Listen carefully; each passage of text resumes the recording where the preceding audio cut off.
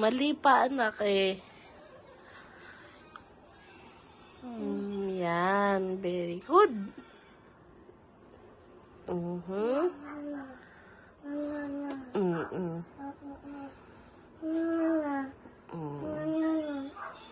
Yan. Oh.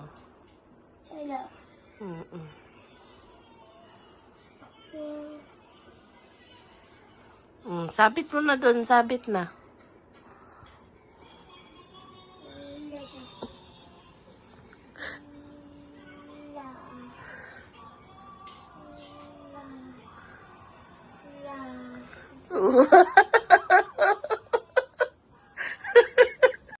Sabit mo na. Sabit. Go, Kyra. Sabit mo na yan. Kyra, huwag bitinan.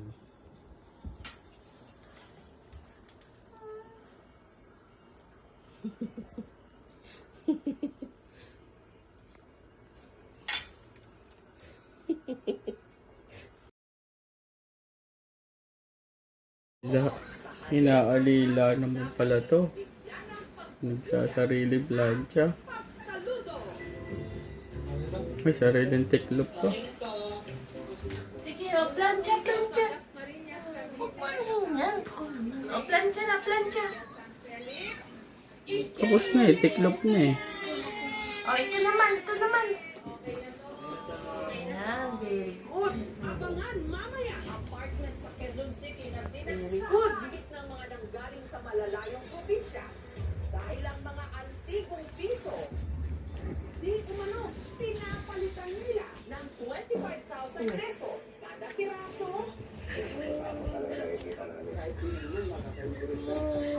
Uuwi raw nila aabot ng halos 12 million pesos. Plancha na yung uniform mo, ha? May pasok. Ha? Totoo ba ito?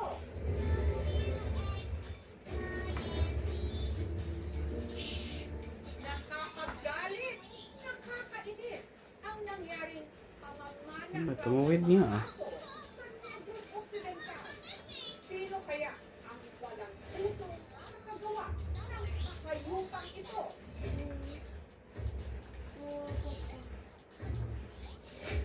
Bantay sa Tuwid niya kabilang side. alagang aso sa barangay 23 sa Musya, Negros Occidental. Binabantayan mo namin dito. Tutot pa ng utot. Takot daw kasi silang mangyari sa kanilang mga alaga. Ang sinapit ng aswing ito. Sa kanya kasing leeg, paa at tagiliran, may nakatusok na darts. Tiklapin mo na, tiklapin. Kaya ang aso, Tiklapin mo na. at nangihina. Ay, kasakadaan. Wow. Yung tiro nila ito, yung wala man dala sila. Sino ang walang pusong may gawa nito sa kawawang aso? Kwento ni Edward, mag-aalas 2 ng hapon nitong February 23, nung magkasama silang pumunta sa bukid ni TikTok, ang alagang aspin ng kanyang pamangkin. Nang pulis niya TikTok sa akon. Paundan ba ko nga yung kainan ko, pagpapangon lang kung nandun sa akong balik kung wala. Pero nung hanapin na ni Edward ang aso, nakita na niya ito sa labas ng bakuran ng isang manukan malapit sa kanilang bahay. Hindi sa uway sa nagplapit sa akon, gamiyo lang nagtubya. Si TikTok, na-trap na pala sa bakod. Hindi lang basta sumapit sa bakod, nakatali rin ang leeg ng aso ng alambre. Ang masahol pa rito, may nakatusok din sa katawan nito na 5 darts. Kung sabihin niya, malala ang dugo. Si Edward agad na humingi ng saklolo sa pamangkin niyang si Jasper para ma-rescue ang kanyang alaga. Ay, kasakadaan. Sakit nga, madula ang mukha. Pati padako ko yung mukha. Wow, galing na. Pagtingin, hindi raw alam Galing naman. ang nakatusok na darts kay TikTok. At dahil wala raw silang ideya kung saang animal clinic pwedeng itakbo ang sugatang si TikTok, pinagpahinga na lang muna nila ito sa bahay. Tinay na. Ano, tapos kung ang panahon. Buti anak ko. Ang sinapit ni TikTok, nabalitaan ng kapitbahay nilang si Cheryl. Ano nga po ako kay TikTok, gusto ko rin po siya tulungan. I-post ko na lang po siya. Baka sakaling may mag-saklolo. Ang post ni Cheryl nakarating sa Bacolod Animal Chance and Hope Project Philippines. Agad nilang sinundo si TikTok sa musya Hello. Kami na mabulit sa inyo.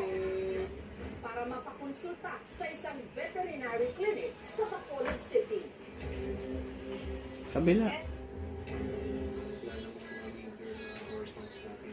Pagod na. Mahirap lang Ang pa rin daw operahan. yung bone niya dito sa may kamay niya. Na-penetrate yun ng pano yun. Medyo nahirapan kami sa pagtanggal. Pwede siya mag-suffer na doon sa tetanus kasi maraming kalawang. Pag na-delay pa yun, po-progress yung wound niya. Baka hindi na natin may salba. First case, baka i-amputate natin siya sa lagay na yun. Si TikTok, di walang nakaligtas. Tulo siya after na natanggal natin yung mga pana doon sa katawan ng Tito. Medyo fighter din siya. So ito na yung mga actual na pana na nakuha natin doon sa katawan ni Tito. So Anong bloated yan? dito pa rin. Si Jasper, para raw nabunutan ng pilik. Mahal na mahal po. Dahil lagi ka naman isang may iyan. Tinuturing ko na siyang kapatid. Mula pagkabata niya, ako ang nagpapalaki sa kanya at ako ang nagpapakain. Kaduwa na lang niya nga, ano lang, ang platagon. Ang una, niya diyo na balik. So, kani, nagbalik ko na de. Kay, miss na miss ko na kadaan. Magpayo ka na kay kumaayo Tapos ka. na. Tapos na. Tiklop na tong iba eh. Very good, Apir. Kera. Ma-restore natin yung Si TikTok, sa kanilang paglilibot, meron silang nadiskubre. Isang trap na gawa sa lubid. Ano nga para pang-lock sa kilometral. Ang CIDG, kinausap ang naabutan nilang tatlong caretaker ng Manukan. Pero taasan nilang itinanggi. May kinalaman sila sa nangyari kina TikTok at Bulldog. Ang isa sa mga ito, nagpaulak ng panaya. Kaya ibot lang kami na kung kami yung gagawa yan, marinig nila kung malapit na sa bahay.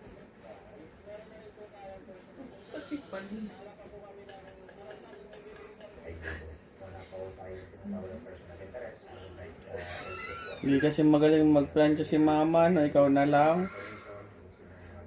Wow, galing naman. Independent girl. Wow.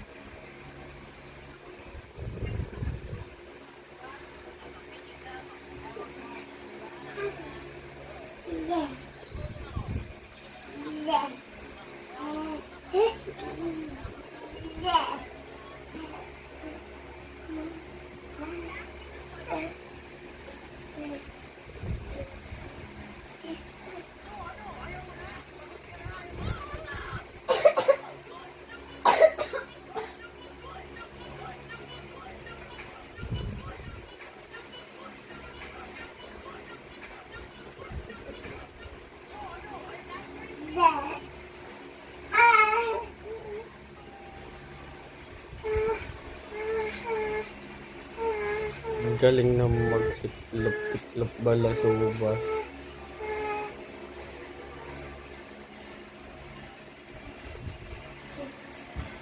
Maayos pa yung mga tiklop pa. O, isa pa. Ano, hindi ka satisfied sa TikTok mo?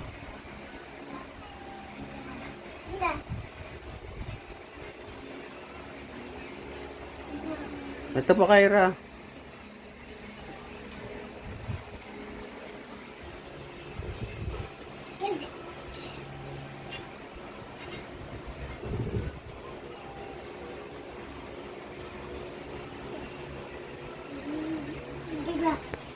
Yung electric fan.